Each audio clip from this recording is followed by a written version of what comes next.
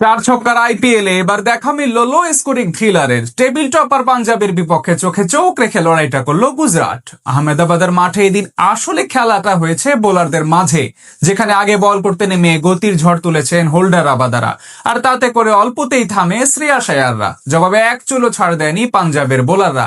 সেখান থেকে low scoring এই থ্রিলারের জয়ের শেষ হাসি হাসলো কারা, সেটাই জানবো এই প্রতিবেদনে। ঘরের মাঠে টেবিল টপার পাঞ্জাবকে পেয়ে বল হাতে কাঁপন ধরিয়ে দিয়েছে গুজরাটের বোলাররা। পাঞ্জাবের টপ অর্ডার একেবারে তছনছ করে ফেলেছে কাগিসোর রাবাদা, মোহাম্মদ সিরাজরা। এদিন আহমেদাবাদে টস জিতে নেয় গুজরাট টাইটান্স, সিদ্ধান্ত নেয় আগে বল করার। বল হাতে শুরুটাও স্বপ্নের মতো হয় স্বাগতিকদের। প্রথম ওভারেই জোড়া আঘাত হানেন মোহাম্মদ সিরাজ। দ্বিতীয় বলে প্রিয়াংশ আরিয়াকে ফেরান এই পেসার। পরের বলে কুপার কনলিও ফিরে যান রানের খাতা খোলার আগে। 3 বলেই 2 উইকেট হারিয়ে তখন পুরোপুরি চাপে পাঞ্জাব।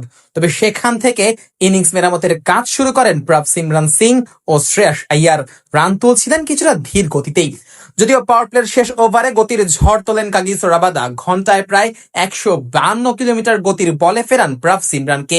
14 বলে 15 রান করে বিদায় নেন এই ব্যাটার। 5-এ নেমে ওয়াধেরা ওভারের বাকি 4 বলে কোনো রান না তুলতে পারলে উইকেট মেডেন দিয়ে পাওয়ার প্লে শেষ করেন রাবাদা। 6 ওভার শেষে পাঞ্জাবের সংগ্রহ দাঁড়ায় 3 উইকেট হারিয়ে 35 রান। পরের ওভারে উইকেট তুলে নেন জেসন হোল্ডার। 6 বল খেলে কোনো রান না করে প্যাভিলিয়নে ফিরতে হয় নেহাল ওয়াধেরাকে। তবে তখনও আইয়ার ক্রিজে থাকায় আশায় বুক বাঁধছিল পাঞ্জাব। যদিও সেই আশায় ঘুরে বালি দেন হোল্ডার। নবম ওভারে বোল্ড হয়ে ফিরতে হয় আইয়ারকে। 21 বলে মাত্র 19 রান আসে পাঞ্জাবের এই অধিনায়কের ব্যাট থেকে। 47 রানে 5 উইকেট হারানো পাঞ্জাবকে এরপর ম্যাচে ফেরায় মার্কাস স্টয়নিস ও সুরিয়ান শেখদের জুটি। স্টয়নিস এক প্রান্ত থেকে অ্যাঙ্কর রোল প্লে করলেও অন্য প্রান্ত থেকে ঝড় তোলেন সুরিয়ান। মানাফ সুথারের করা ইনিংসের 14তম ওভারে 3 ছক্কা আর 2-4-এ 27 রান তুলে নেন এই ব্যাটার। আর তাতেই সেই ওভারে দলীয় শতকে পৌঁছায় পাঞ্জাব। পরের ওভারে 24 বলে ব্যক্তিগত অর্ধশতকেরও দেখা পান সুরিয়ান। যদিও রাবাদার গতির কাছে হার মানতে হয় এই ব্যাটারকেও।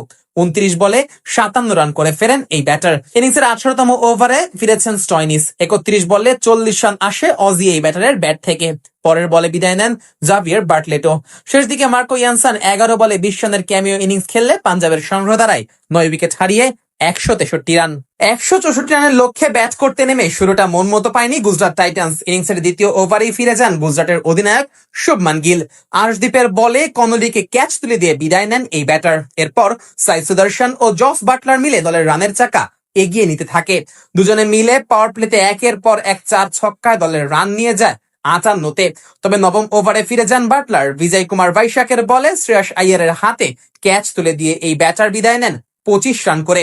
4-এ নামা নিশান্ত সিন্ধু ফিরে যান স্টয়নিসের শিকার হয়ে। সাই সুদর্শন এক প্রান্ত আগলে রেখে লড়াই করলেও শেষ পর্যন্ত ফিরে যান 57 রান করে। এরপর আর গুজরাটকে খুব একটা চাপে ফেলাতে পারেনি পাঞ্জাব।